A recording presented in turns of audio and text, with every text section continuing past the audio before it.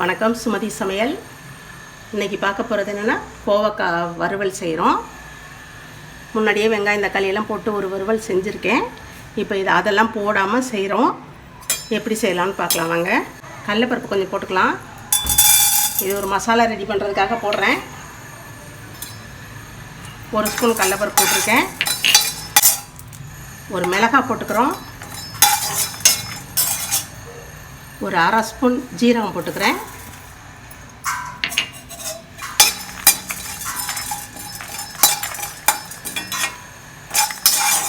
ஜீரகம் லைட்டாக வறுத்தா போதும். கடலை கொஞ்சம் போட்டுக்கிறோம், நிலக்கடலை.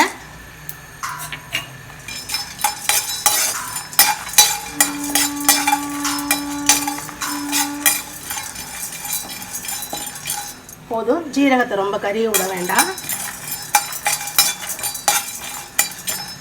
எடுத்து ஒரு பிளேட்டில் கொத்தி வச்சுக்கலாம். வறுத்த மசாலாவை தனியாக எடுத்து வச்சுருக்கோம்ப்பா. எண்ணெய் ஊற்றிக்கலாம்.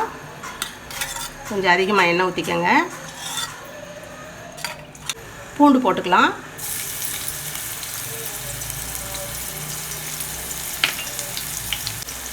கடுகு ஒரு 1/2 ஸ்பூன் போட்டுக்கலாம்.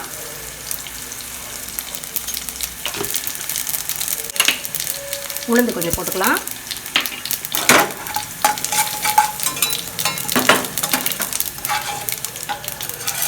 கோவக்காய் போட்டுக்கலாம்ப்பா.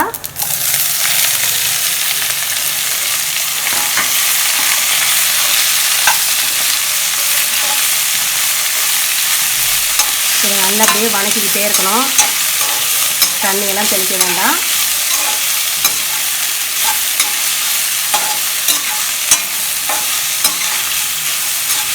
நல்லா வணங்கணும். இது சுகருக்கு நல்லதுப்பா. சாப்பிட்டா சுகருக்கு நல்லது. புண்ணு வயிற்றில் இருக்க புண்ணெல்லாம் ஆறும்னு சொல்லுவாங்க. குழந்தைங்களுக்கு அந்த கீரி பூச்சி இருக்கிறதில்ல, அதனால் அதை கொடுத்தா நல்லதுன்னு சொல்லுவாங்க. மெயினாக சுகருக்கு ரொம்ப நல்லது. வாரத்தில் ஒரு திருப்ப செஞ்சு கிடச்சா செஞ்சு சாப்பிடுங்க.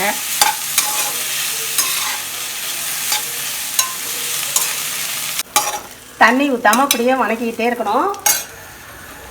லைட்டாக உப்பு போட்டுக்கலாம். ரொம்ப வேண்டாம், சும்மா கொஞ்சமாக உப்பு போட்டுக்கலாம். மஞ்சத்தூள் லைட்டாக போட்டுக்கலாம். கோவக்காவில் நல்ல அந்த உப்பு இறங்கட்டும், அதனால் கொஞ்சமாக போட்டிருக்கேன். போட்டுட்டு ரொம்ப சிம்மில் வச்சுக்கோங்க. அடுப்பை மீடியமாக வச்சுட்டு, அதிகமாக வச்சிங்கன்னா கருத்து போயிடும். ஒரு மாதிரி நல்லா இருக்காது, அந்த கருகின வாடை அடிக்கும். அதனால் சிம்மில் வச்சுட்டே வணக்குங்க. வணக்கிட்டு கொஞ்சம் நேரம் மூடி வைங்க. அப்படியே வேகட்டும். மூடி வச்சுருவோம். இப்போ மசாலா அரைச்சிட்டு வந்துடலாம். இந்த மசாலாவை அரைச்சிடலாம். அது வேகிறதுக்குள்ளே அரைச்சிடலாம். அது ஒரு 10 நிமிஷம் ஆகும் வேகிறதுக்கு. அதுக்குள்ளே இந்த மசாலாவை 1-2 நுணுக்கிட்டு வந்துடலாம். காய் வெந்துருச்சான்னு பார்க்கலாம்ப்பா.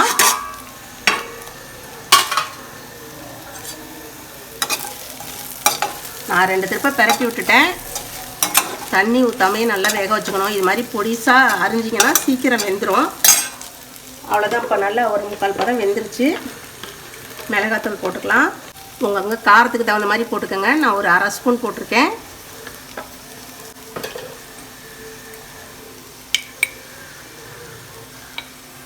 மல்லித்தூள் ஒரு 3/4 ஸ்பூன் போட்டிருக்கேன். முன்னாடியே மஞ்சத்தூள் வணங்குறதுக்கு போட்டாச்சு. கொஞ்சம் லைட்டாக போட்டுக்கலாம். இப்போ தூள் உப்பு போட்டுக்கலாம்ப்பா.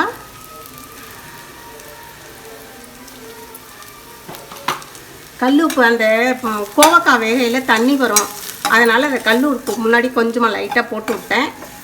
அதுலேயே நல்லா கரைஞ்சிருக்கும். இப்போ தூள் உப்பு கொஞ்சம் போட்டிருக்கேன்.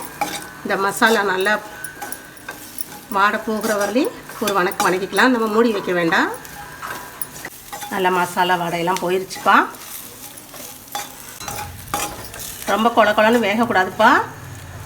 இப்படி தான் இருக்கணும். நீ பாருங்களேன், எவ்வளோ மெலிசாக கட் பண்ணியிருக்கேன் பாருங்கள். நல்லா வெந்திருக்கு பாருங்கள். இப்போ கொஞ்சம் கருவேப்பிலை போட்டு நம்ம அரைச்சி வச்சோம்ல மசாலா, அந்த பொடியை போட்டுக்கலாம்.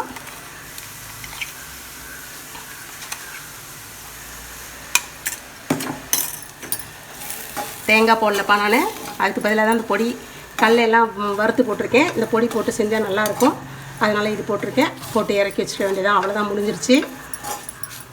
கோவக்காய் வறுவல் ரெடி ஆகிடுச்சு. நீங்கள் சாம்பார் சாதத்தை, தயிர் சாதம், கீரை கடைசல் எதில் வேணாலும் வச்சு தொட்டு சாப்பிட்லாம். நல்லா காரம் சாரமாக நல்லாயிருக்கும். நீங்களும் செஞ்சு பாருங்கள், செஞ்சு சாப்பிட்டு பாருங்கள்.